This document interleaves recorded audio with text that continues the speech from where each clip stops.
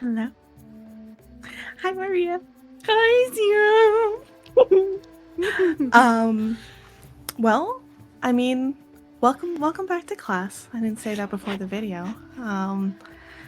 So let's kind of like where we at right now, right? Like what's happening? After the attack of the Anadis in the final meeting with Teacher Ott, things begin to slowly return to a sense of normalcy at the Magaambya. You're currently waiting for the famed Janatimo to return to campus. This individual, who is not only Teacher Ott's own beloved mentor, but from everything that you're hearing around campus, one of the Magaambya's cleverest lore speakers, and the leader of the Uzunjanti branch. That's great. But you have no clue how long that's going to be till he's back.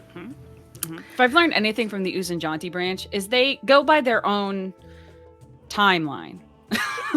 Yeah. And Gentimo's known to be like just never in one place for very long, just kind of, so who knows? They'll be back eventually.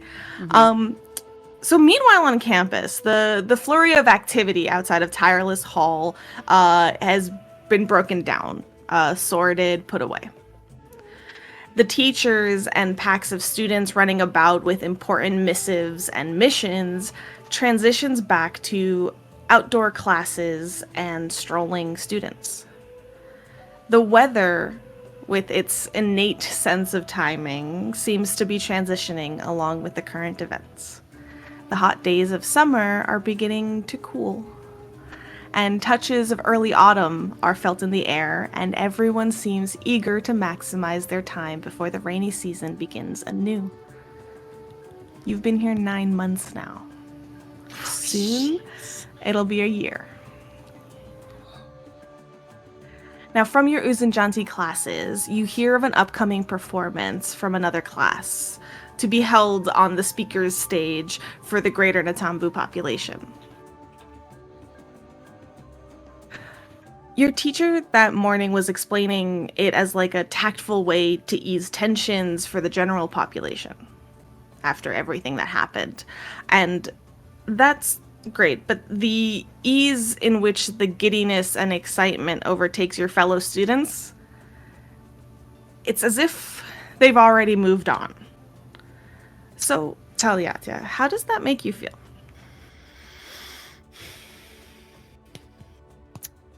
Tal is in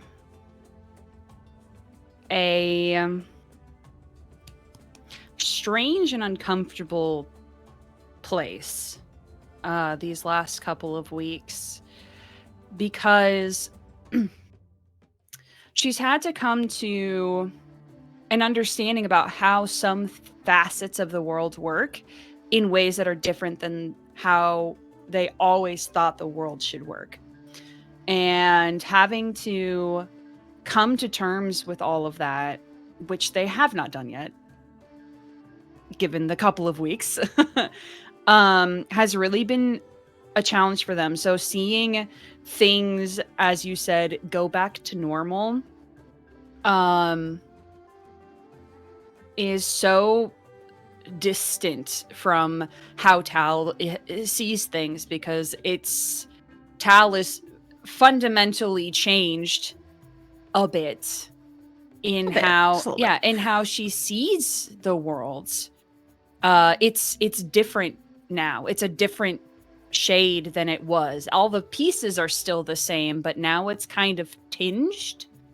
It's not as bright and sunny as, well, it's gone through different shades, but it's even more different now. And it's like you're left with like some residual thing that everyone else seems to not be carrying. So they let it go and moved on. Yeah. And you're struggling with that. Yeah. Is that because I think it is because Tal doesn't know what they're holding on to. It's just there, and it's oppressive, and it's all consuming, and they don't know how to ask people about it, so they don't. Yeah. So this residual feeling that you're left with after specifically kind of this class where like everyone was like just, oh yay, the new play, that's so exciting, this class, whatever, it's a little difficult to shake off. It kind of brings it up to the forefront, to the surface. And perhaps the disquiet in your own heart is part of what brings your thoughts back to Stone Ghost. And you've mentioned to me that you have an interest, Tal, in the history of the school itself. Like you're seeking to make sense of why or how someone could get so angry, right? They would wish to destroy something that seems so good. This school seems like it's supposed to be good. Luckily for you, that was your only lecture today. You have plenty of time to kill before meeting up with the Sprout House crew for dinner. Would you be interested in using this time to research a little bit about that curiosity at the Archhorn Library? I do believe I would. That would be lovely. Cool. So that sounded so railroady. It really wasn't. That was a genuine question. It was like a lead up, but you mentioned it. I promise. So you kind of cross campus, and it's a little weird because the Archhorn Library, like below the Archhorn Library, was where all those caverns were that you were exploring. I think there's that like that weird moment of being in the library itself is okay, but then like Tal sees the hallway that leads down to where those tunnels were and everything, and it's just like this invisible shadow kind of not actually is there, but feels like it's there. Yeah, no, makes a lot of sense. So like the Archhorn Library, ignoring the catacombs beneath it, is actually a beautiful piece of architecture. It is a very large building on campus, and the Magaambya is a center of learning and like one of the biggest and best. And so this library, the Archhorn Library, is like kind of a world famous library. It's like going to Washington D.C. It's very much like this is where almost all the information is. So there's a lot to explore. And you're here for the history of the Magaambya. You know how this works. You've researched here and studied here before. So you go in and you go to the front desk and you kind of get pointed to the right section and you start, going up. This is the third floor because the history of, oh my God, the dissonant talking. It's real great. I was like, oh my God, where are we? We need library. Shush. Guys, it's a library. So most of like the studies of magic and things like that's more on the first and second floors because it's more relevant to the students and the work here. History of that type of stuff, that's all the way up on the third floor, which at least is a little bit more quiet. That's nice. So up you go and you start looking. We're gonna need a check of some kind. Do you want I think society? I have academia lore. Ooh, I like that. Okay, because it's specifically, if I'm remembering correctly, the academia lore is specialized information on a narrow topic, and this one I believe is specifically about the Magaambya. Gorgeous, chef's kiss, beautiful. Because I think we all technically have that with our now thingies. Yeah, maybe. Oh yeah. You know what? I think that was like a branch edition. I think it was like one of those things. Cool. Yeah. So that's wonderful. And then in addition to that, the Archhorn Library being such a vast collection of information, and you're literally looking for the Magaambya in the Magaambya.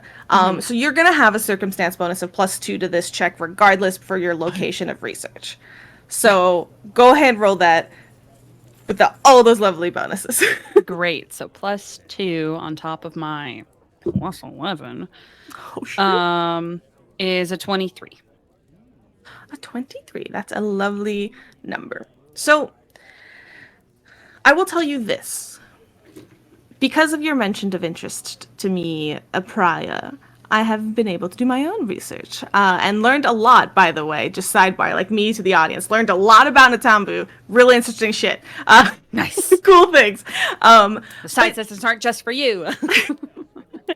So my question to you is, that's definitely a good enough role to be able to find the books that you're looking for. But nonetheless, I want you to slightly direct the direction of your interest here. Okay.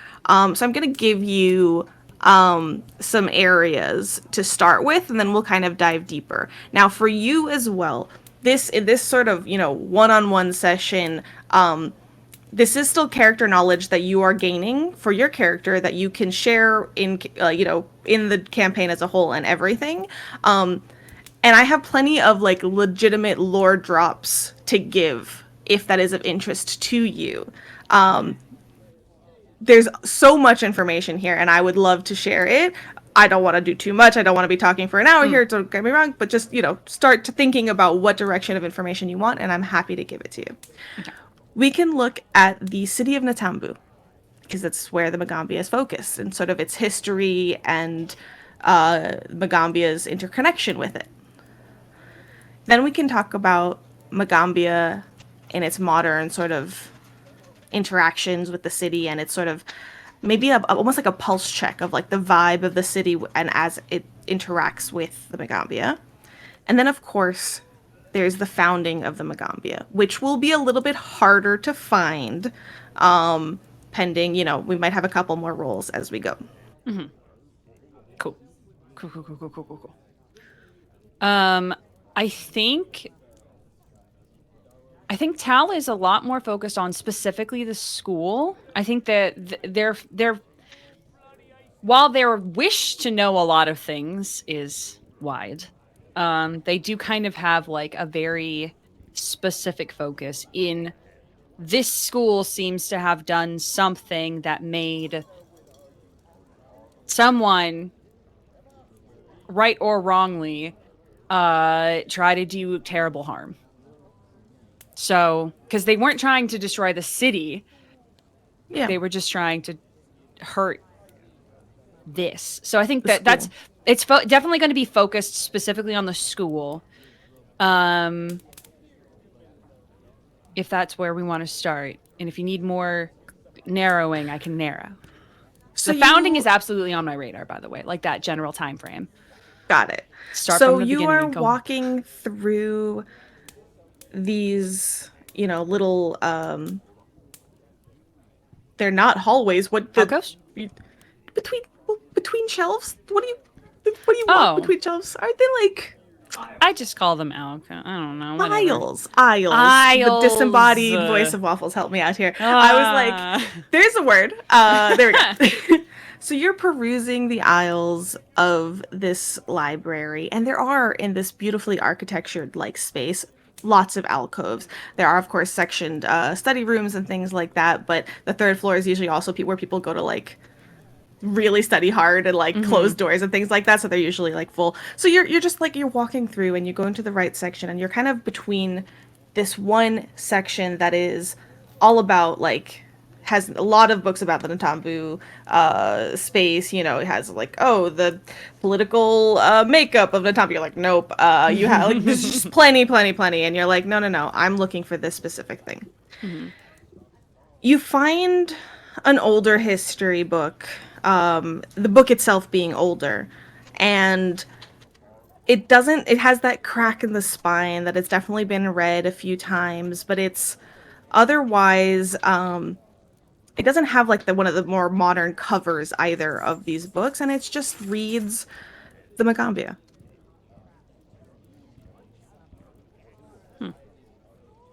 I'll flip it open to, I don't know, a page or two. Yeah.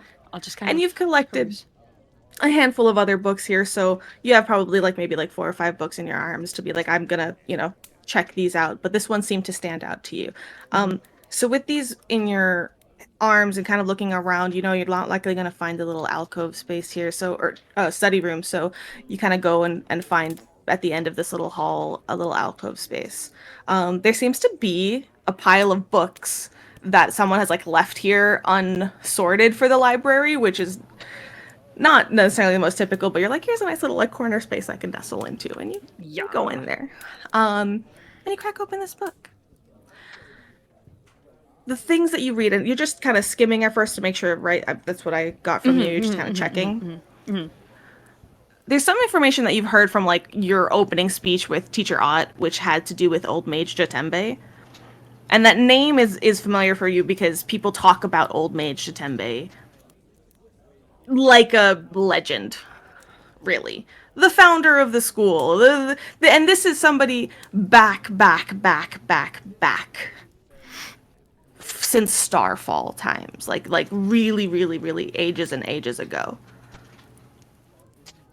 And it starts with the legends say that after Old Mage Jatembe had gathered the 10 magic warriors and defeated the most pressing foes, he turned his attention towards helping his peoples.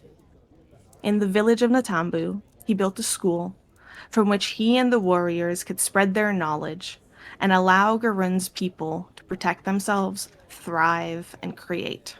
It's like that first paragraph that you read. Is this kind of the area that you're looking for?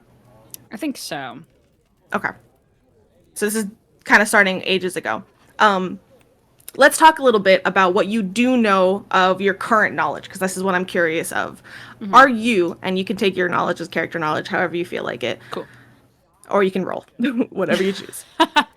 How familiar are you with the 10 magic warriors of the Magaambya? Me, myself, personally, 0%. I feel like if Tal knew about them, it would be because of stories. Okay. Yeah. Do you want to roll? I would love to roll. So let's do this. It would be by chance of like stories around a campfire, but it could be because they traveled a lot. Very possible that it happened. Yeah. So let's do. This should be probably a society check. I think just a general. Yeah. All right. We live in a society, I hear. What? Not me.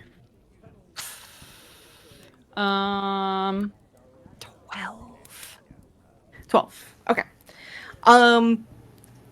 There are 10 statues around the Magaambya. Yeah. You're like, oh, that's probably what those are then. That makes sense. Yep. That makes sense. Yep. There's 10 large statues. Oh, and you know what? Chizire, when you were like at that party, that one time did mention wanting to prank one of those statues. Yes. Yeah. That was the other mention of those. And then as you're reading, you're pulled to like a couple of sections. So there is the circle in the center of campus. We had a picnic there once. You had a picnic nearby. It wasn't exactly in the circle. It was there. Yeah. Now this is my bad as a GM for not properly describing the circle. So I'm going to do that now because it's depicted in this book as well with a beautiful image. And you realize that the circle was the first project that was ever built here in the Magaambya. That circle was the founding of the Magaambya. It's a structure made of pillars of stone, wood, flame, water, air, ice, light, and electricity. So in the center of campus stand this magical columns made of these materials, and they all support a glass dome that still stands. As you're reading it depicted as if like it was talking about, oh, back then this is what they built, and you know that same structure still stands right there in the center of campus. Next, they built 10 distinct buildings, one for each of the 10 magic warriors. Initially serving as homes and workspaces for the warriors to practice their arts, the buildings were expanded over time into dormitories and classroom spaces. And you kind of reading this paragraph and starting to trail off, like students came from the far and wide and like that type of stuff. But you're like, in the back of your head, you're like, wait, 10 which buildings? And you put that book aside for a second. Exactly. And like, yes. Yep. That's exactly where my brain was going. Of like 10, I don't care about these students anymore. So you kind of cross-reference the cool clubhouses. And you look through another one that kind of just talks about more modern day like buildings and things like that, and you're able to identify the 10 buildings that is being talked about here. Mm-hmm. Archhorn Library, the very building you're in. The Between. The Elephant Museum. Warden House. Tireless Hall, where the attack was. The Heron Archives, where Teacher Ott's and Teacher Ulawa's offices are. Indigo Hall. Shifting Greenhouse. Whistle Tower. And Verdant House.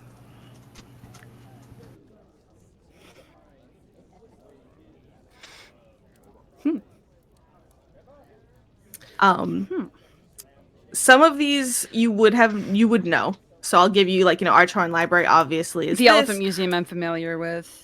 Yep. And so the Elephant Museum also, like, it's where oh my gosh, I'm blanking on that teacher's name. The one that is a little paranoid. Yes, the one that gave you the mouth, the one that's like conspiracy theory a little bit. Yeah. Yep. But also it does house like amazing amounts of magical artifacts and things like that. It is a museum as well. Mm-hmm.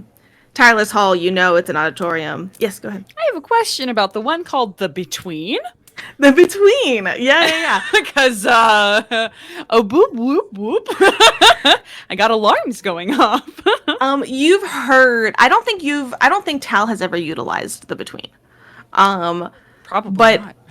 But you've heard some of the like students that usually not the perquisite students, usually more upperclassmen and things like that have been here for a while.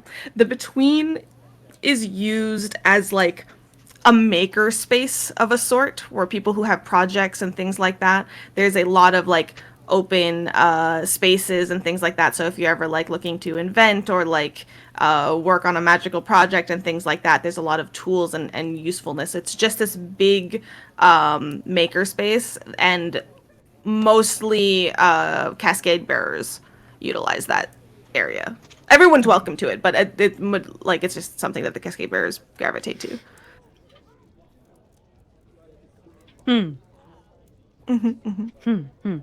But the name sounds cool, and these names are like not all. They don't all like 100% make sense.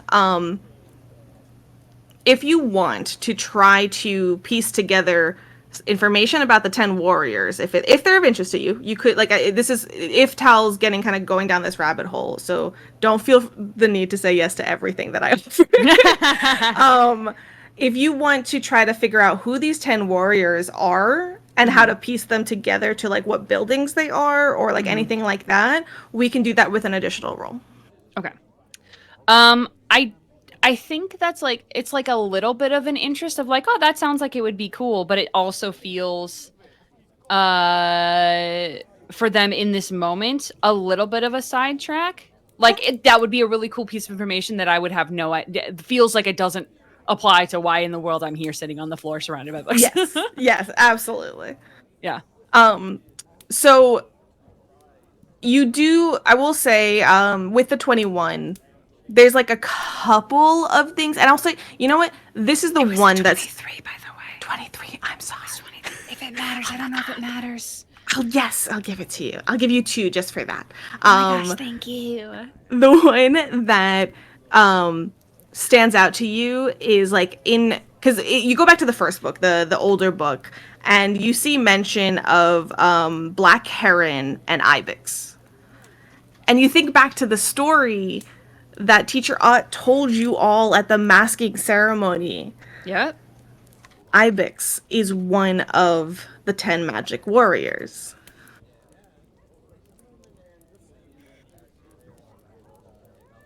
Interesting though that none of the you're not quite sure which building is related to Ibex though.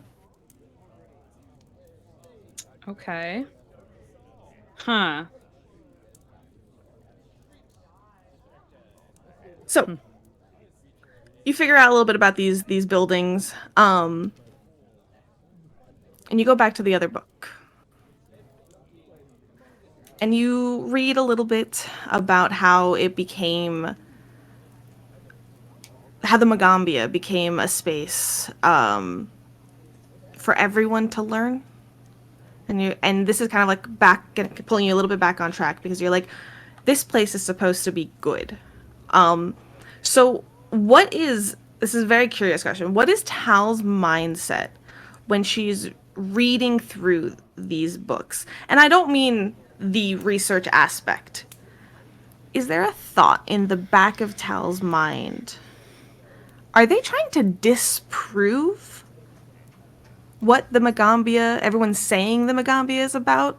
Or are they trying to confirm that this is a good place?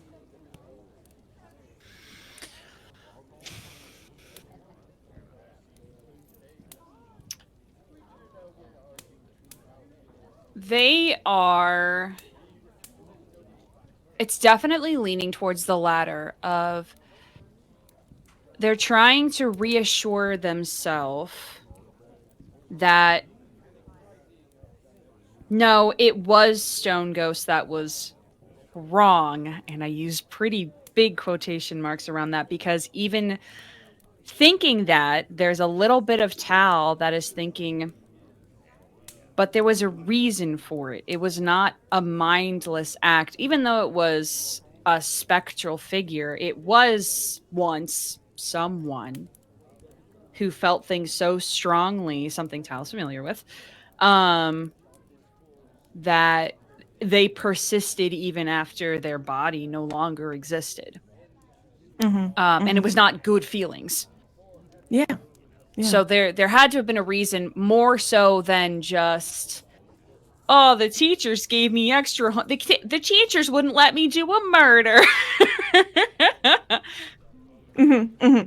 So, with that in the back of their brain, of Tal's brain, you have two directions. You can look at the thread of relations with Magaambya, which might give you some insight into, like, people's feels about it, and as it goes from this ancient history to modern. Or you can go and learn about, like, the principles of the foundation of the Magaambya, like the principles that are imbued into, like, the purpose of it. Clarifying question. Would I be able to deduce, based on how I roughly gauge the age of our dear wonderful teacher Ott, how long ago Stone Ghost may have been a student here? Like, when that event or those series of events may have transpired? Because the angle that Tal wants to come in is exactly the first one that you said, of the relationship between the Magaambya and other, because I remember one of our first things that we were told to do as part of our prerequisite was to go and buy some chickens, but also to keep our beads hidden, because the people in the market didn't necessarily enjoy the Magaambya. Yes. So I will clarify that a little bit. The hiding of the beads was specifically for the traveling market. And it was more so that the traveling market is sort of like how do I say it? Like not a secret within the Tambu, but like a private thing, and they know that, like, if it's too easy for the Magaambian students, it's like it'll just get overrun with Magaambian students, kind of a deal. So they tend to be more on guard, kind of a thing. And it's a little bit less like we hate the Magaambya as a whole, but more like, this isn't for them right now, and we don't really like them here in this particular situation. Okay, but I think there's still that little bit of, like, there, maybe not like outright hatred for, but that there's still that caution from internally, like from the Magaambya being like, hey, Yeah. Absolutely. he doesn't So, mind. so you look through, and here you kind of have 3 books open at this point, trying to kind of piece together a little bit of a timeline.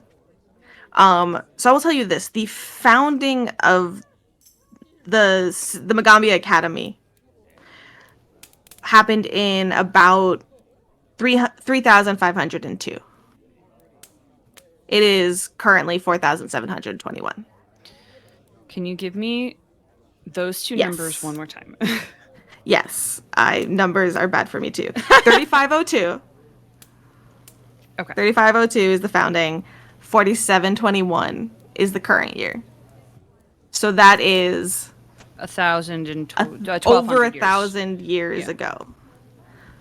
So things have changed, and it's not been that long. Teacher Out's not that old. Correct.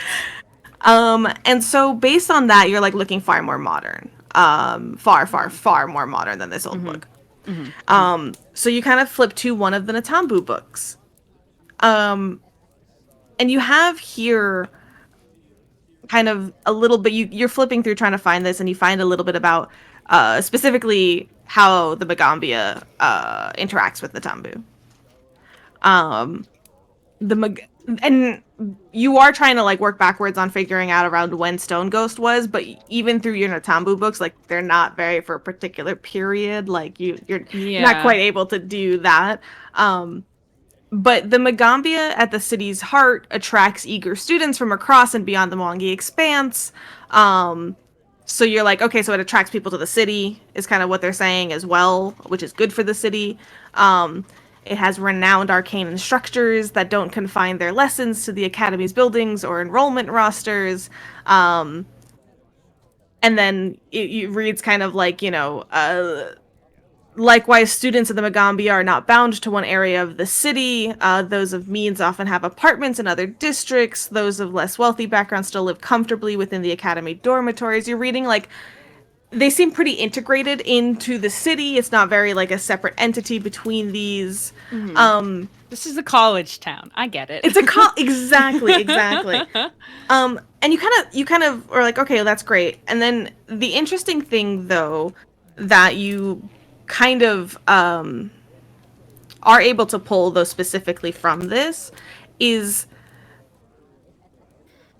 something you've read once in one of the classes, and something that I forget. I think you've taken a class in some of the other branches as well. Like everybody takes a little bit in some of them, and so you remember this from the Tempest Sun mages, and it makes sense to you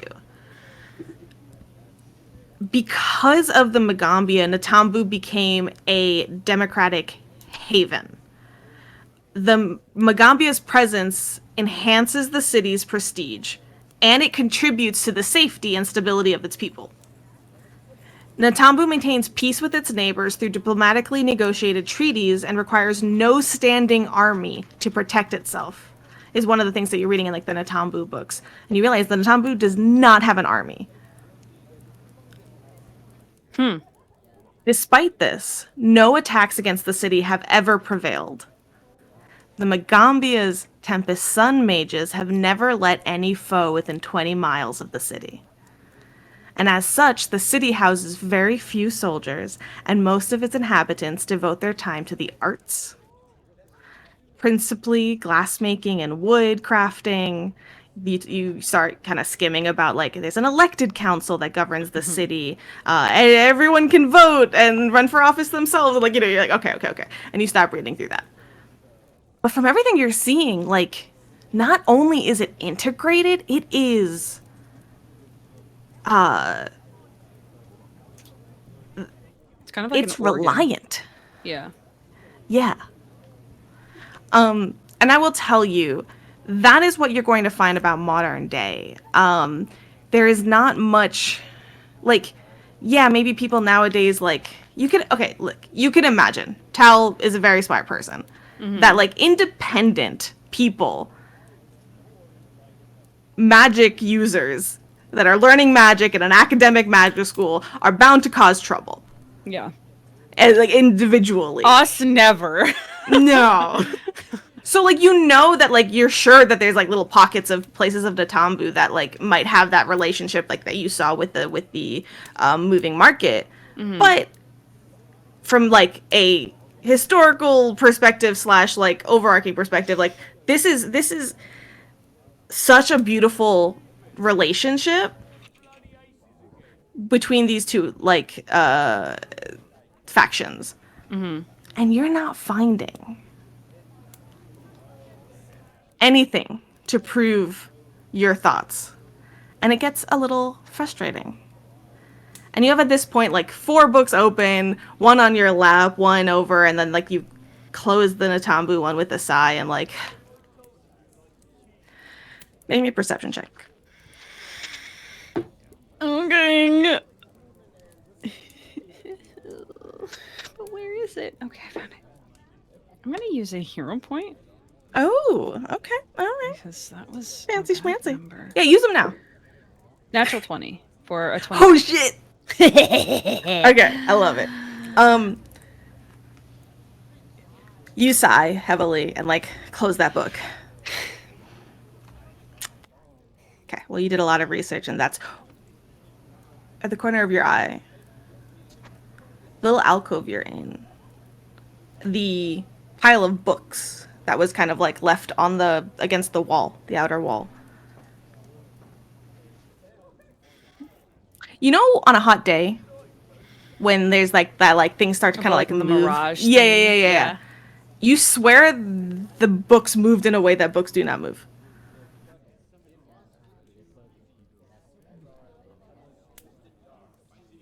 Nim, did you see those books move? No.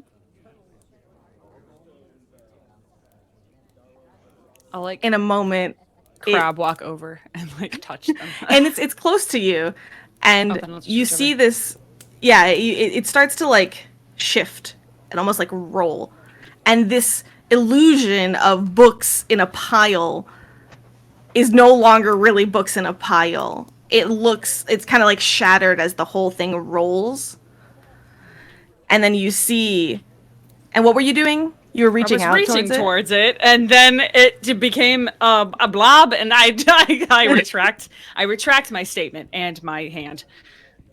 So you have your hand kind of like halfway out, and you're Yeah. like, Yeah. and you roll. It rolls. This thing rolls over, like whatever. This pile rolls, and you see out from underneath not a pile of books, but like a blanket or a cloak or something like that. 2 cat ears.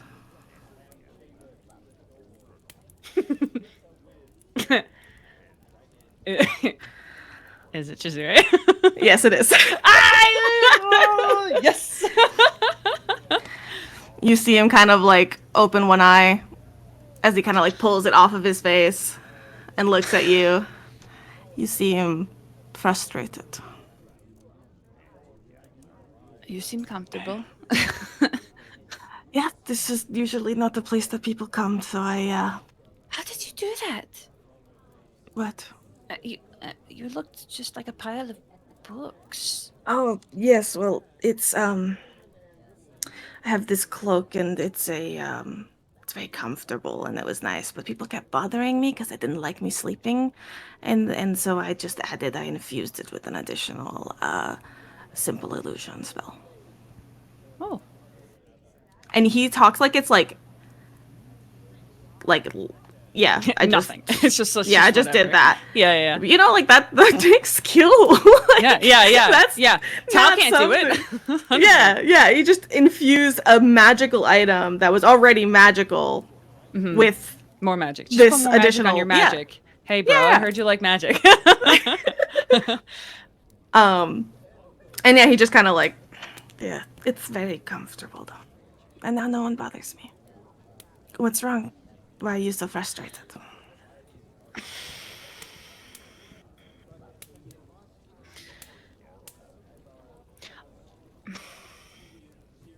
And you see his eyes glancing through the book titles like very rapidly. I'm trying. What do you know about this school? How long have you been at this school? I think it's been like a year and a half or something like that. Okay. How much Yeah. do you know about the school? Whatever people have said, that there's that a person made it, Tal giggles. and he starts like stretching a little. I think yeah, don't know. Okay. Oh, and the statues, people seem to care about them. Well, that makes sense. Um, no, it's a little frustrating because I. So, you remember a couple of weeks ago, and there was the big stuff happening, and there was a ghost, and he came out of the stone, and he was made out of stone, and it was. Oh, I think Mariama was talking a little bit about that. Yeah. Um. Well, I've been. Do you need this? He kind of takes one of the books you've closed. No, go ahead. He pulls it closer and like shoves it like under his head like a little pillow. Perfect. Um, it's just kind of sad funny with me that someone who went here felt so angry and betrayed by this place, but everything that I'm seeing, everything that I remember people talking about, it seems like it's doing some really good things. So I don't know. I'm just trying to understand why someone would do something like this, because it doesn't make sense. Do you feel angry? Ever? Tal like flashes back to literally the stone ghost time and yelling at her friends. Sometimes. I do. I did. For a while. But it was a lot of effort to hold on to it, so I decided to let it go. But I wasn't always like that. Kind of yawns a little bit. People just. People like to get angry when they don't understand things, I think. And when they can't get people to view things the same way as them, when they can't get them to read well. But I think that it's easy to choose being angry, and sometimes it's harder to understand the perspective that's not your own. So Tal's maybe. brow kind of furrows at that. What if the Stone Ghost just wanted it to be done his way? Always didn't want to listen to anybody else?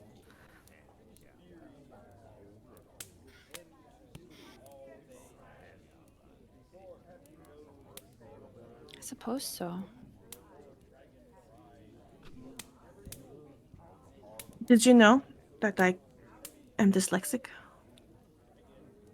No, Yeah, didn't. I didn't know for the longest time. I just thought I was bad at school. Well, I know you're not And bad at school. yes, well, for the longest time, all I did was get people angry at me because I couldn't do what they wanted me to do. I know how that feels.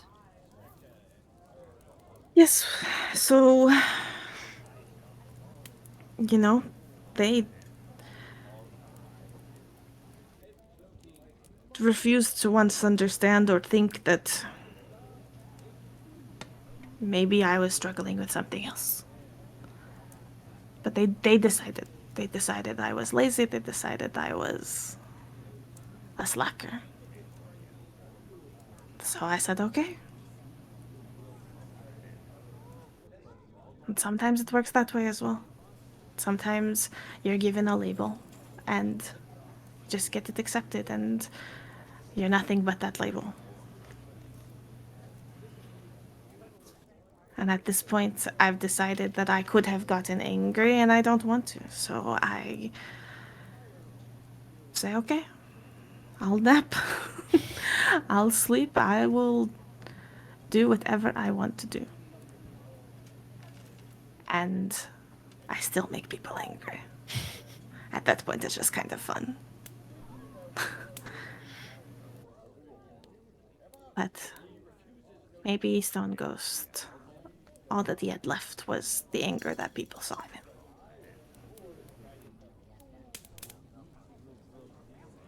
That's so sad.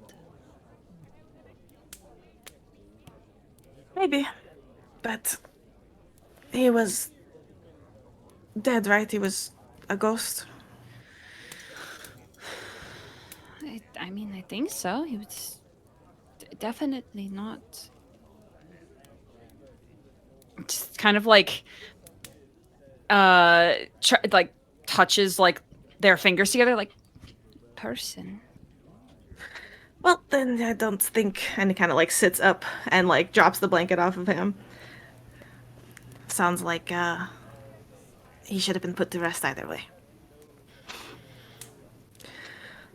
Well, anyways, I think there's 5 minutes left. He doesn't have a watch. He looks out like the window. Looks at his watch. I think there's 5 minutes left to the lecture, so I'm going to go show up for the last minute.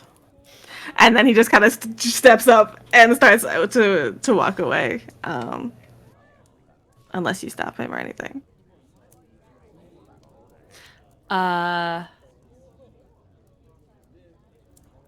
Yeah, as like he takes a couple of steps away from on the floor still, or wherever Tal's sitting, they'll say, Chizire? Hmm? I never thought you were lazy. Kind of, he hadn't turned around. He just kind of like stopped for a moment and like, you know, did that like half ears, like you saw his ears turn towards you. And he kind of just looks over, and then he gives you like this like snaggletooth grin like on one side of his mouth, and doesn't say anything. It just keeps going. Extra points with Chizire. Social And link up. as he walks away, and like turns the corner, you look down and you see that blanket is still there. He left it there. Oh. Now, I'll give you one quick moment to think as Tal as well. He's very smart. Mm-hmm. So And Tal, you're very smart. Yes, the immediate instinct, though, is, oh, he forgot something that is his. I should make sure that this gets back to him. And they, like, pick it up, and then they kind of stop. And they, like, look towards where Chizire went, and they look down at this thing that's just here now. And they think, Chizire makes it seem like he just does whatever he wants whenever he wants, but that's the thing. He does purposely whatever he wants whenever he wants to. So if he wanted to take this with him, he would have. Very possible. And as you feel it like it is soft. It is so soft. And as you pick it up and you move it, you recognize it's not a blanket. It's actually a cloak that you can just kind of wrap around you. I think a towel will like touch it and then do one of those things where you like wrap your arms around it, kind of like a whatever those like fuzzy tubes are that you can put your hands in. Yeah. To kind of just like really, really feel it. And think to themselves, well, it's getting cold outside. And there's none of these books are really telling me what I want to know, so I'll just put it on and I'll just head out. I guess I'll go. I'll put away my books. And you like when you pick, there was no books here in this corner at all. It was just great. And as you recognize it, like he said he was dyslexic. What is he doing in a library? He literally came here just to sleep because the third floor wouldn't be bothered. A great place to sleep. Listen, library atmospheres, I fall asleep to those all the time. So you put the cloak on, and this is a Chizire modified cloak here. So the existing magical item, if you wish to look it up and attach to your inventory, is called a Cloak of Feline Rest. And it is comfortable. It is when you wrap it around you and it is an invested item. It's like attunement basically. So it is an invested item, but that takes like 10 minutes. And as you kind of put it on and slowly invest it and just kind of get comfortable in it, you feel comfy, you feel warm, and like it allows you, as long as it's not like super wet, super comfortable space, it allows you to find comfortable rest almost anywhere. And you get instead of, usually if you're sleeping, you have a -4 to your perception, it makes it only a -2. So you're still able to kind of be alert for it. But this is not just a regular Cloak of Feline Rest. It is imbued with a once per day illusory object spell. This is modified a little bit. So the illusory object spell is, usually takes, it's like a 10-minute thing or whatever. So I'll help you afterwards to like make sure it's all written down. But basically this is just an illusory object spell that can be, instead of the 10-foot area or whatever it is, it's like just the area of the cloak. And it can basically look like something else. And it's just once per day. Okay. Yeah. So you take this cloak around your shoulders and feel the comfort kind of seep in to your bones a little bit. You still have some time to kill, and you go. Would you go to the dormitories or would you go to Treehouse? Oh, Treehouse. Okay. Yeah, to the Sprout House for sure. Tal's kind of unofficially given up sleeping in the dormitories. In fact, has moved almost all of their stuff to the Sprout House. Excellent. They didn't have word a lot, but they moved has slowly gone around now. It's not quite as secret anymore. So it's a building. Yeah, well, no, it's a huge building that's been tucked away, kind of like forgotten about off campus, and it looks like a tree stump and is mostly grown over. So that's why it was most of the time like it is a building, people can find it, but it was like kind of off people's radar. And at this point, like Mariama's come to like get you from Sprout House before. Like it's getting to be like people know where to find you.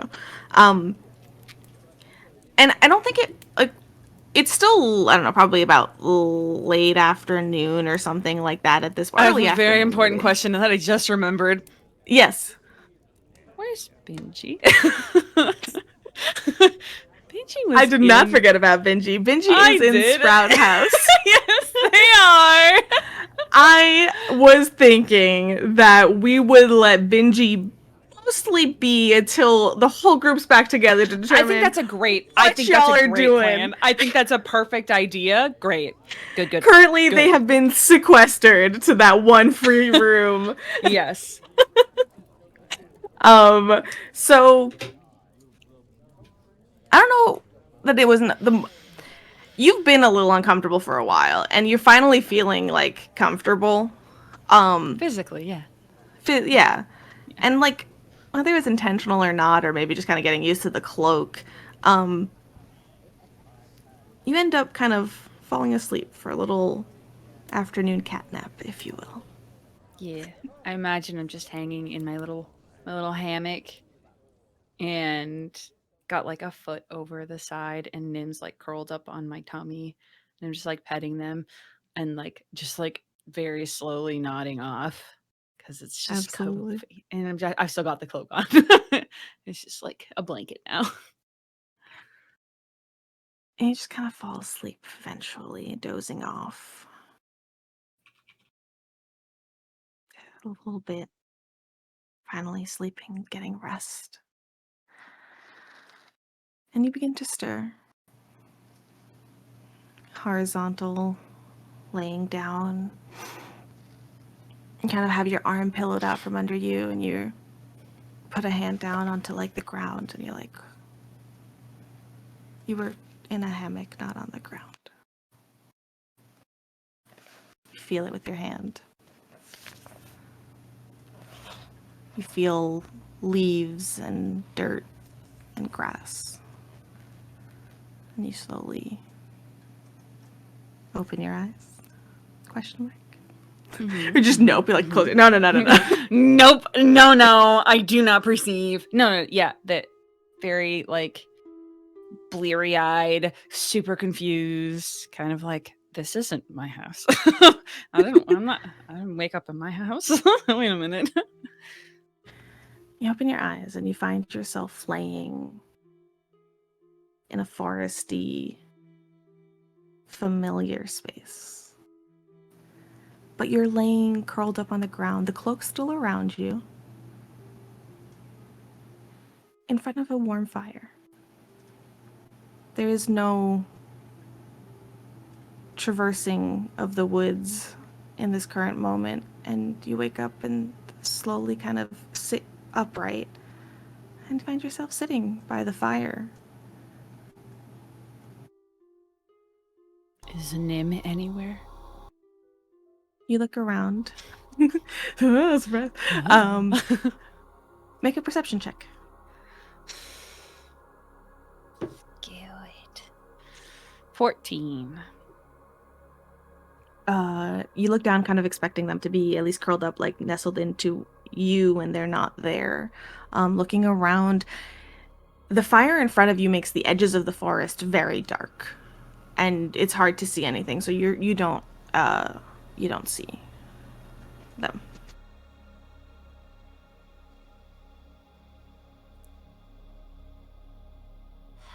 Hello?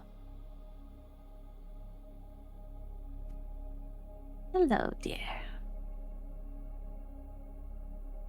Did you have a good nap?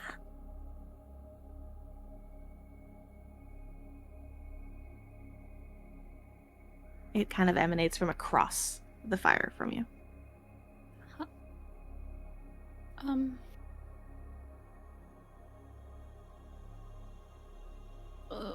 Well, that depends. Am I dying? No, dear. Nothing to worry about. Just a little visit to see how you're doing. Oh, okay. Come closer, come closer. Let's get a look at you. And they'll like, they were sitting kind of cross-legged, and they'll just like scoot forward, like not coming out of cross-legged, just kind of press into the grass and just kind of scoot themselves forward a little bit, hoping to also see them, whoever they are. Yeah. And so as you kind of scoot closer, now when you were last here, there was rolling dense fog surrounding you. You had walked through this fog to get here thanks to Nim. Mm-hmm. But now the little clearing that you're in, while obviously still clear, you look around and the fog isn't here. It is just this dark, quiet forest. And as you scoot closer towards the fire, breaking out of the shadowed forest on the opposite side of the fire is a familiar figure that breaks away from the shadow into its own three-dimensional form. And as it steps forward towards the fire, you are again taken aback to how huge this figure is. They are 14 feet tall. Oh. Oh. And prior, you saw them like sitting, and they seemed Yep. to like step forward. And they still have their like hooded cloak covering far, leaving like a lot of shadow under their face, and really you only see their chin and mouth, and you see the 3 stripes that run down their chin. Okay. For anyone who's listening to this, freaking Syrup did their makeup and has freaking 3 stripes on their it's a visual experience. Immersion. I was simply sitting here being like, oh, Syrup did something new with their makeup today. Oh, that's really cool. All right.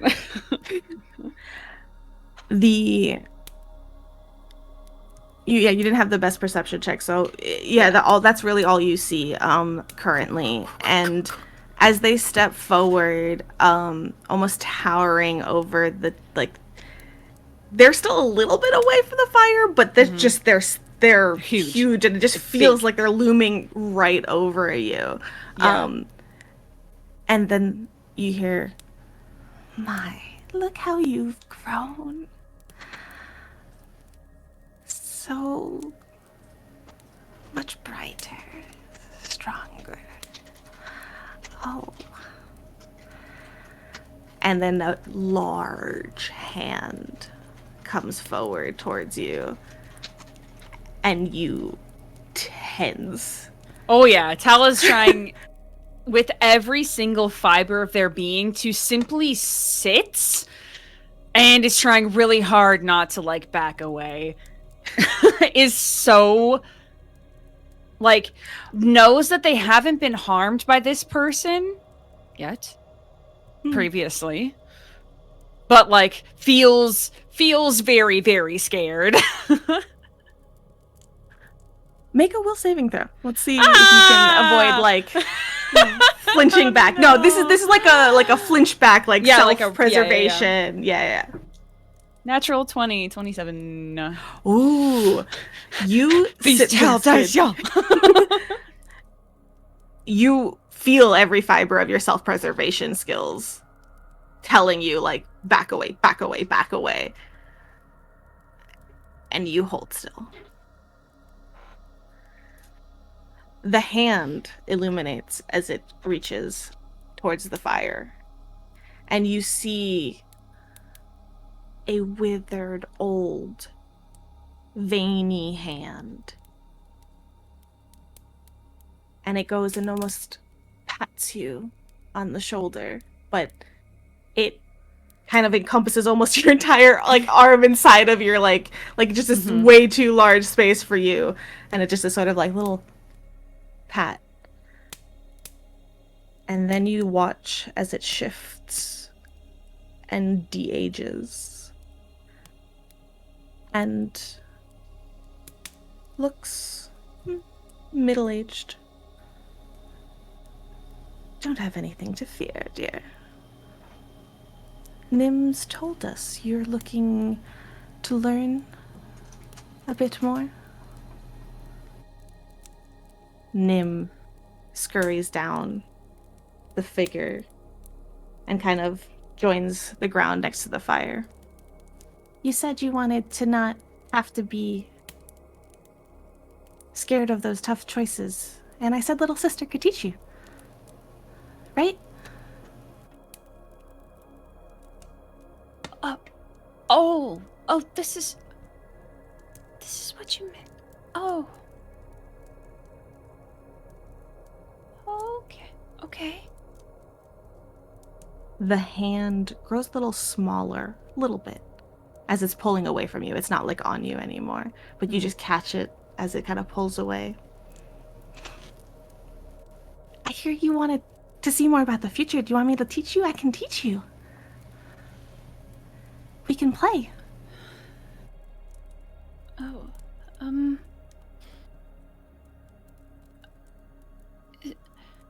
is playing with the future okay? Oh, I just meant you and me, we'd play. No, we won't. Don't worry, you... It kind of pauses for a second. My dear, you're not quite that powerful. Yet. You have nothing to fear. She'll teach you well. If you wish to learn.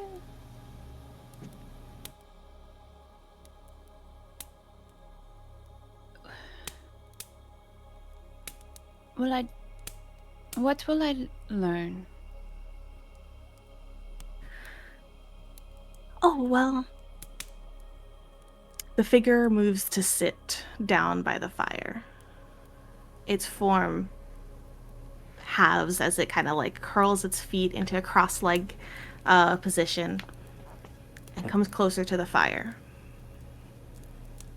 As it does, it reaches up and pulls the hood back.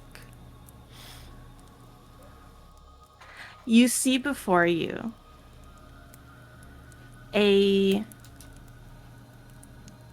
pale face,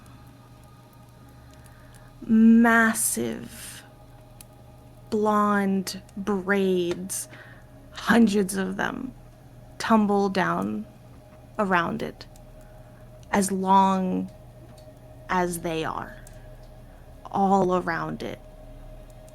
You see glitz of metals and different threads of just jewelry and items weaved in to the braids. And there on either side of their head is large ram horns that curl forward. Okay. In front of you is a young woman. And as the rest of the cloak is sort of revealed and the light gets closer to them, you see a green dress with golden weaved thread cuffing their arms, the bottom of the skirt, and the collar of this the neckline. It has different patterns and intricately weaved and in a shimmering gold thread. Did you know who we are? No.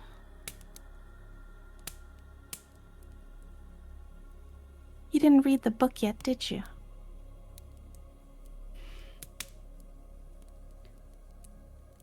Give it to a friend. It shifts.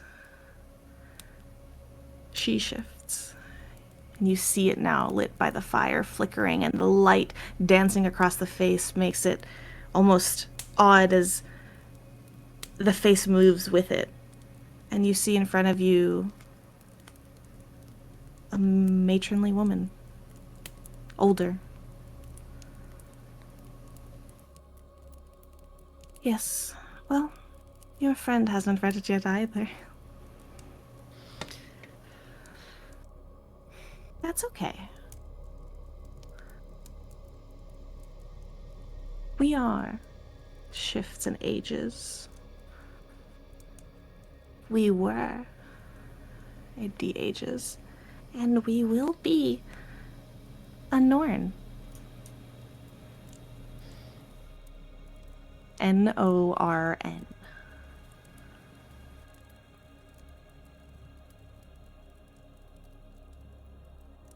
So when they said a Norn, it is a Norn?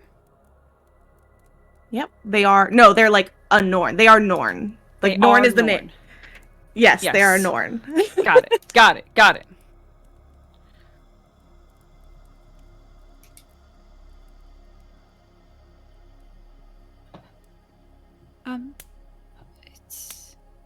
It's nice to meet you.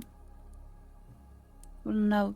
I guess we've met before, but I'm glad I know your name now. You always were going to. Isn't that great?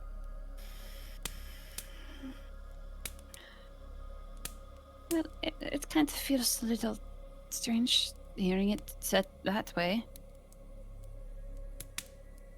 You seem worried. Nim says you're worried a lot. Like glances over towards Nim, like thinking to himself, "What else have you told them?"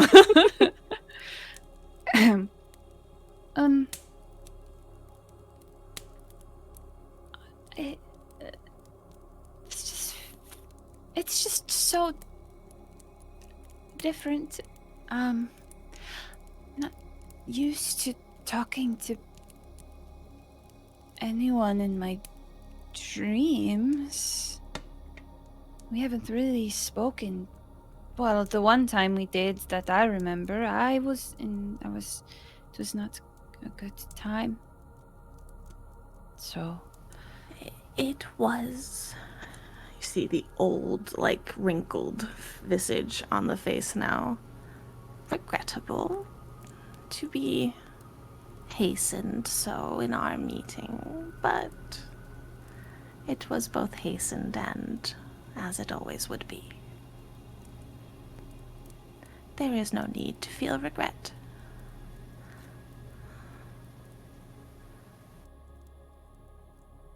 As they say that, however,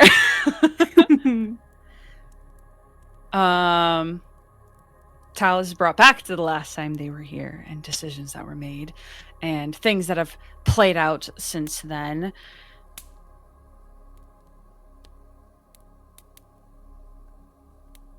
when I made that choice all those months Yes. ago, what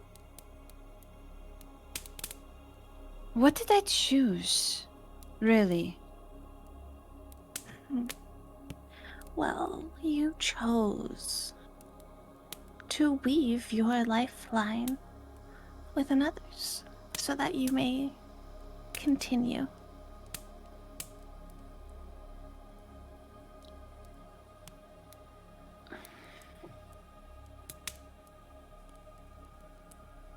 What if I don't want to be woven to another person anymore?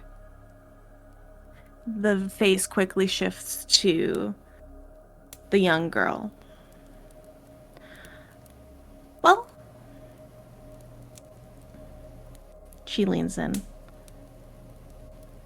She doesn't like it too much when, you want to change the past. We can't really do that, so just,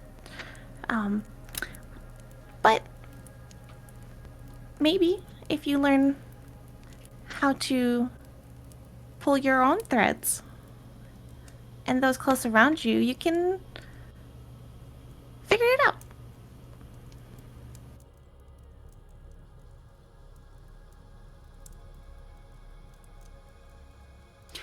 Does that mean that if he dies, I'll die?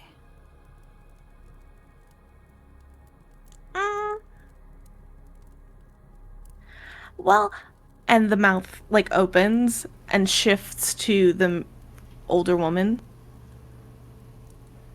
Now, dear, there are some things that you must wait. We can't tell you everything.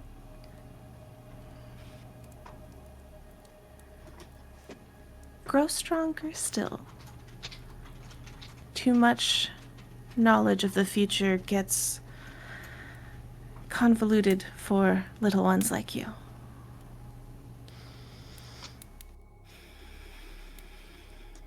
And you see a sort of like motherly, like, that like, it's still disquieting, but it's still that sort of motherly, like, they're their child.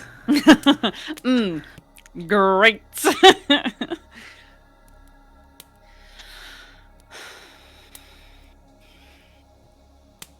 You see it shift back to the little girl, and you see it pout a little bit. That's no fun. Can we play now? You wanna learn, right? You wanna not worry so much. You wanna... Here. and the hand reaches forward and sort of like plucks in the air. And you see, and it's a little bit like in front of you, like at your chest level. And as they pluck, there was nothing there, but when they pluck, you see a golden thread that shines from the center of your chest forward and kind of glints and then fades into something that you can't see, like it disappears. Do you see that? Mm-hmm. And Tal nods. Okay. Good. Show me what you can do.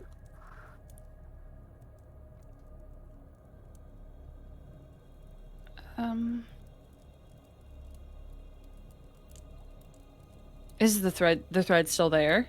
Yep.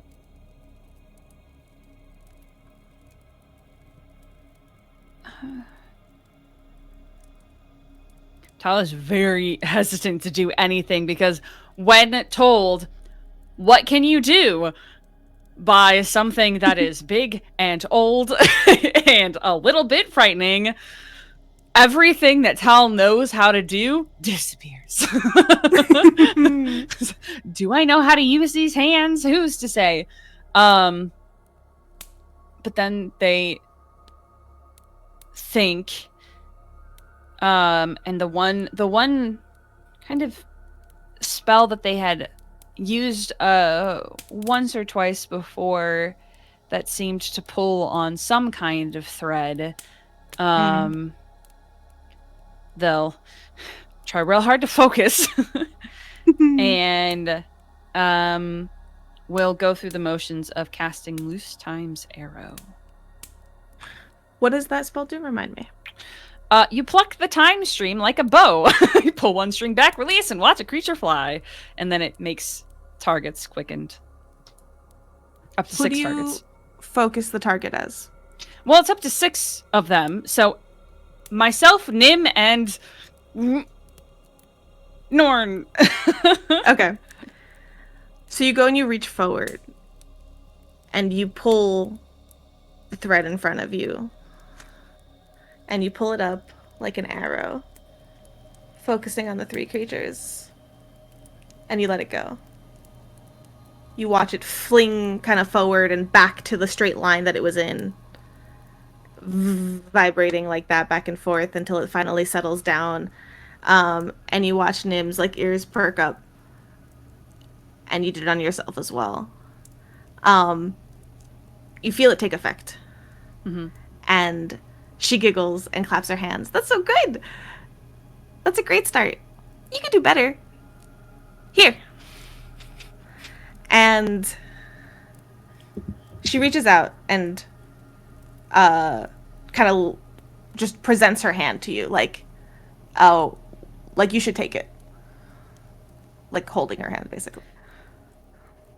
Tiny cat paw goes into giant hand hesitantly. As you touch her hand, you feel yourself disperse, almost. And you see her in front of you also equally disperse, and in this sort of like cloud-like form, you begin to fly through the air, through the forest. Her alongside you, you see another, like the cloud next to you, you see her, she's still like, your forms overlapping just a little bit, and the wind just blows and pulls you away from the campfire. You fly through the trees, dispersing easily around the foliage as you pass through, until until you reach a glade, opening space. You don't know how long it's been, you don't know how far you've traveled. It is confusing. And as you feel her hand pull away from yours, you rematerialize out of this cloud-like form into yourself in a glade. She stands to her full height and steps back. And in 2 steps is across the opposite side of this open sort of glade-like space in this forest. Now try to land a hit. What? Come on. You see now that thread is still in front of you. Focus.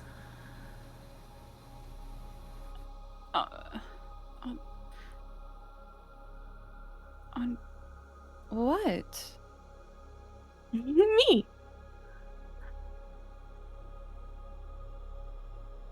How far away are they? They are probably about let's see. Let's make them 40 feet away from you. Oh, how an inconvenient distance. Oh. Oh, that's gross.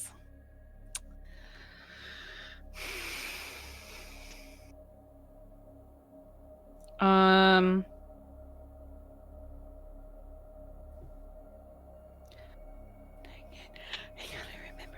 have to remember things. We're level 4, everybody. You are level 4? I gotta remember things that I've chosen. Okay.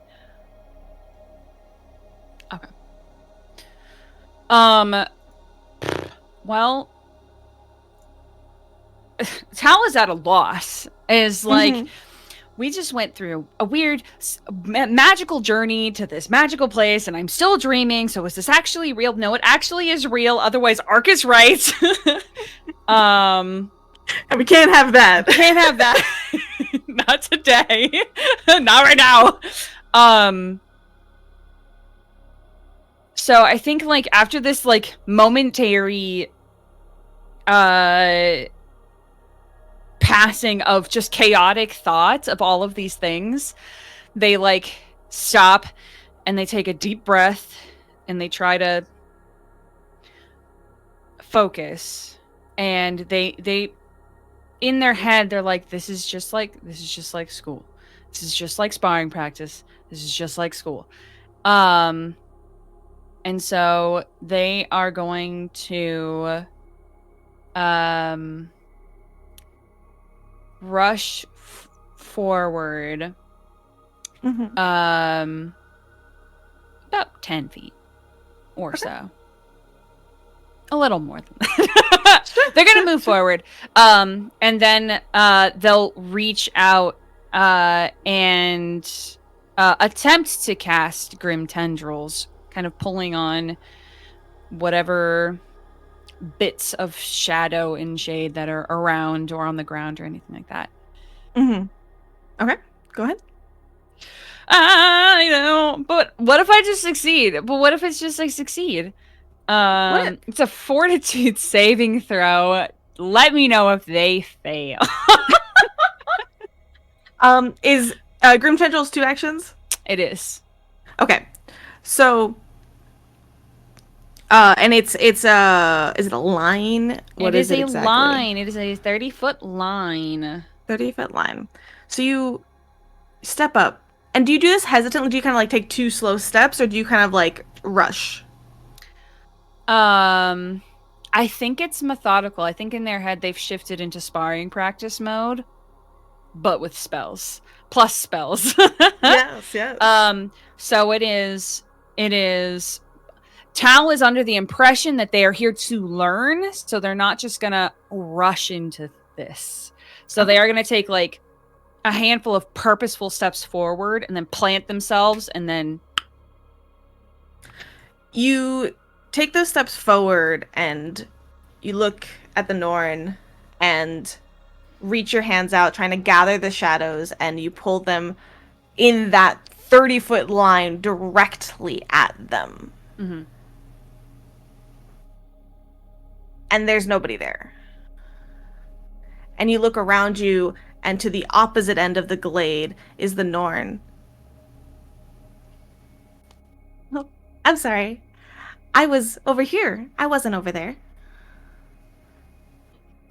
What?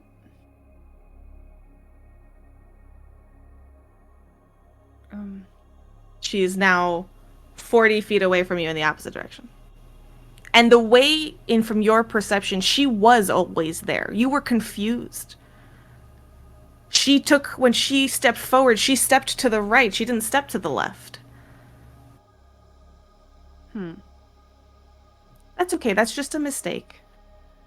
You can go again.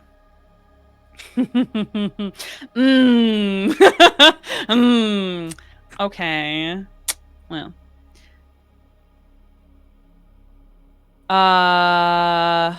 And still in front of you, wherever you turn, is the light glint of a thread that's in front of you, coming out of your chest.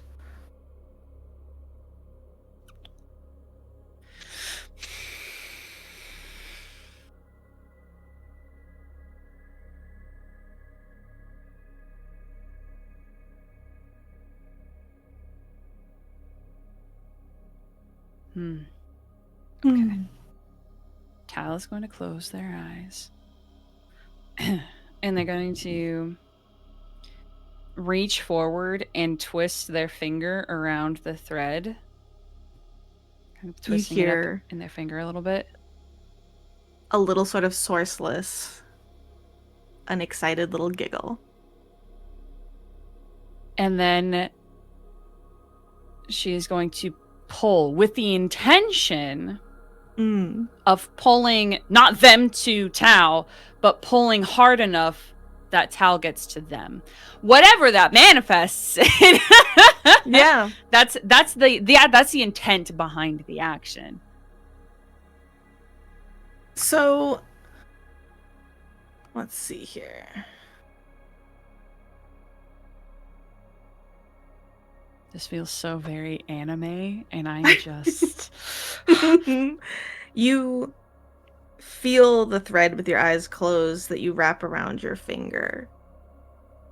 And you, in your mind's eye, visualize that thread connected in the direction of the Norn. And instead of... You pull, but you pull yourself in that towards her. And as you do, you open your eyes and see yourself standing where you stepped forward in the glade when you landed in the glade. And you see the Norn next to you. And she just smiles at you. Good job. What happened? We just got here. That's the sound of my brain exploding. Now, try to get a hit on me. And you see her step to the left and go in a stride 40 feet to the opposite end of the glade.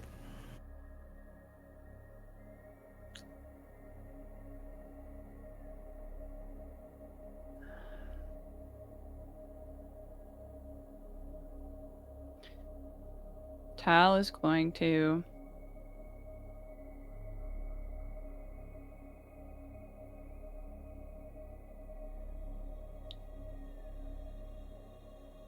keep their eyes open this time, and is going to do the same thing, but trying that what they're piecing together is somehow that they don't get yet.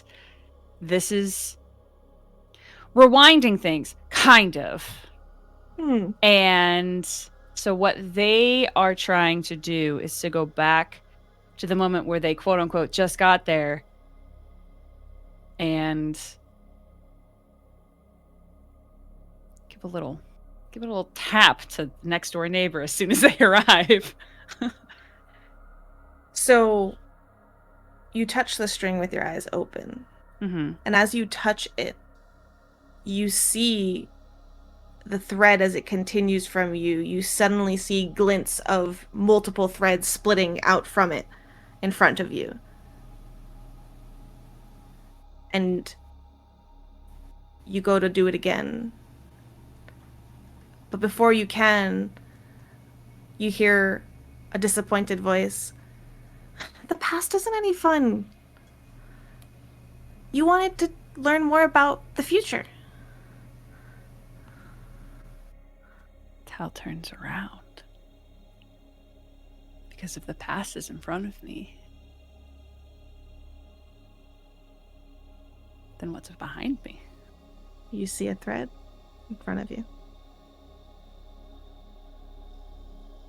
Tal reaches out with the other hand. Again, a splinter of multitudes of threads come out from the wherever you touch it, like immediately after that it splinters into multitudes of threads pointing in different directions.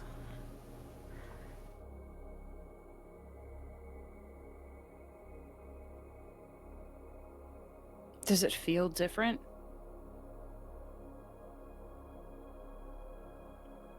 Make me a perception check.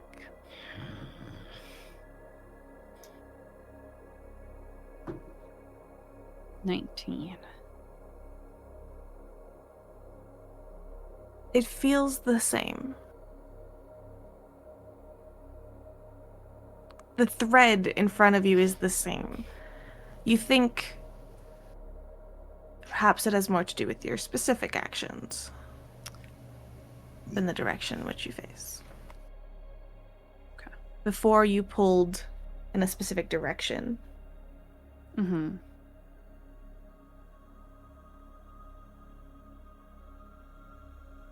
Okay.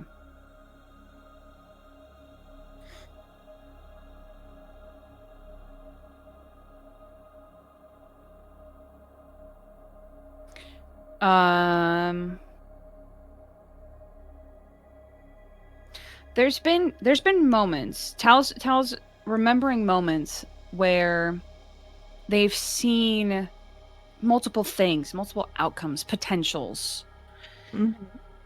So they know that there is somewhere an outcome where Tal is able to physically touch this person, this entity. You feel are you looking for that? You looking Yes. So that's what they're going to do is they want to try to find one of those outcomes. Make me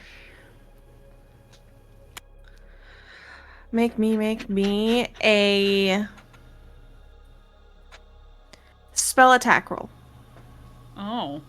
Okay.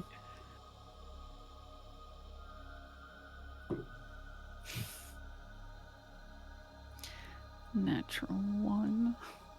Hmm. I'm learning. Roll it again. Okay. Nah, it's a 2. So we're at 11.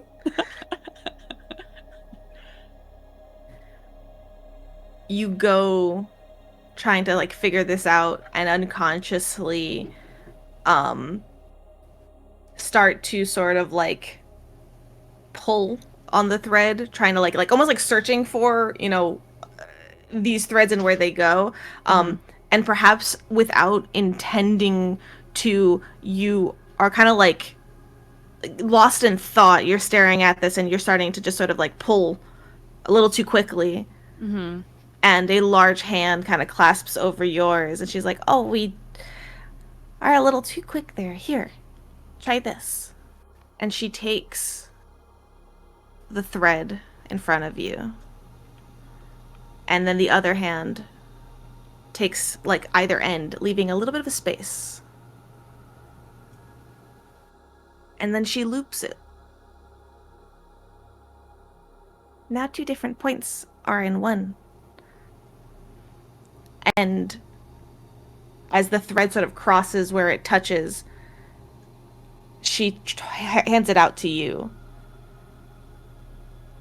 And when you go, and as soon as you touch it, those visions of multitudes of potentials and futures, you see yourself casting grim tendrils in a certain direction.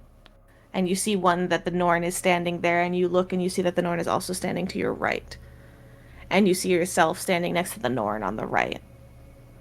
And there's all these, in the same venue of like the potentials of futures that you see, You see a future that you cast Grim Tendrils. You see a future where the Norn is not there. You see everything that has yet to happen in that very moment as a potential.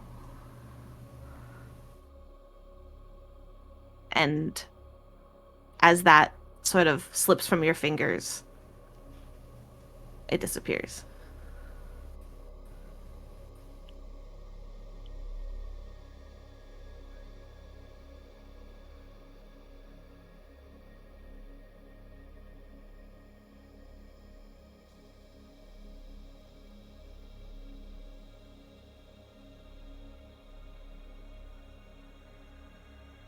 How do you make sense of all of it?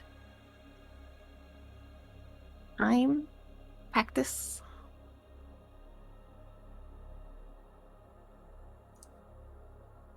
You have time here. No one's gonna bother you for a little bit. They'll come get you for dinner. We can practice. Try it again. Okay. Tal will practice. Tal continues. Tal wants to be the very best. Like no one And then ever you was or will be. You spend the next indefinite amount of time practicing, manipulating the threads. She guides you. She stops you. She talks to you. You do not land a hit on her. Yeah. In no future that you are able to see as you continue to practice are you able to. But practice you do. And as a witch, you gain the basic lesson as part of your level up. This is not a lesson that you will see on Archives of Nethys. I was hoping you would say that. This is the lesson of the future. The future. The hex you gain is Diviner's Sight. Alright. You glimpse. This is going to customized be gonna have the addition of the hex trait. It does not naturally. You're gonna have a hex trait. Okay, so it follows the hex rules. You glimpse into the target's future and roll a d20. When the target attempts a non-secret saving throw or skill check, it can use the number you rolled instead of rolling, and the spell ends. Alternatively, you can instead reveal the result of the die roll for one of the target's secret checks during the duration and the spell ends. So you can apply it if you don't know, you can apply it if you know. And casting it again ends the active Diviner's Sight. So you have gained the hex ability to pick a willing creature and glance into their future. Looking at all of you, classmates. You my grubby fingers in your future also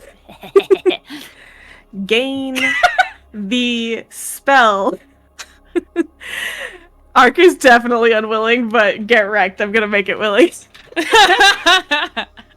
We'll make a believer out of you. Listen, I'm just gonna pick a will. timeline in which you were willing, so there. The spell you gain for this basic lesson is Deja Vu. You loop a thought process in the target's mind, forcing it to repeat the same actions over and over again. You find when you loop the thread twice around your finger in that way and expend some of that spellcasting energy, you can force a repetition of the present into the future. And that is for a whole, the whole round of actions, and there's all the details on that. Yeah, it was a spell that I was looking at picking up too.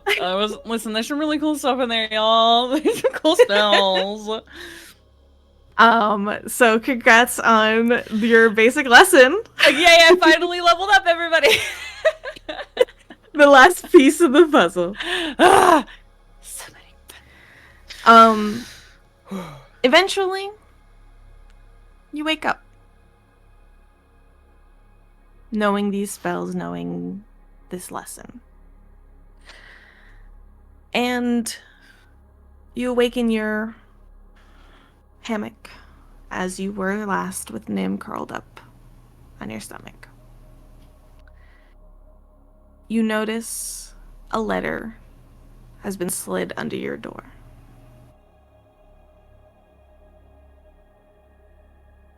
Gonna very carefully move Nim to a little, like, smaller hammock. Oh god. They have their own little hammock. Of course they do. Oh, it's above. It's a little hammock that's above where Oh yes. Tal yes, sleeps. yes, yes. Anyway, and we'll scamper down there. See who's got a letter from. It is a letter addressed to Tal'yatya of the Sojourning Song. As you open it, you quickly identify a letter from your mother and father. Oh. It's a loving message. They say they're proud of your achievements and how strong you've grown, how confident you seem. You're struck a little bit by that parallel of just being told how much you've grown. But anyways, you continue reading. And though perhaps you may have expected it, you now see it confirmed on the page. The Sojourning Song Circus has packed up and left Natambu. They're continuing on their travels, and you see them say that goodbyes are hard and they did not want to make it any harder for you. But another slip of paper slides out from behind, and you see a note from your brother. It's short, and it reads, "Don't worry. Here's the towns on our updated travel plan, so you better still send letters." And then below the list is scribbled a small addition. P.S. I've convinced Dad to work on making the events that happened in the auditorium into a play. It's going to be so popular we'll sell out every night and make even more than last year. Take that, Uncle T.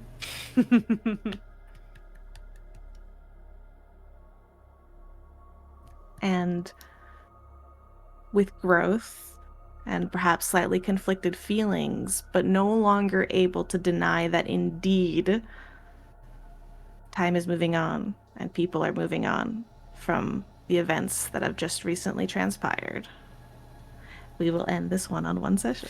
Oh!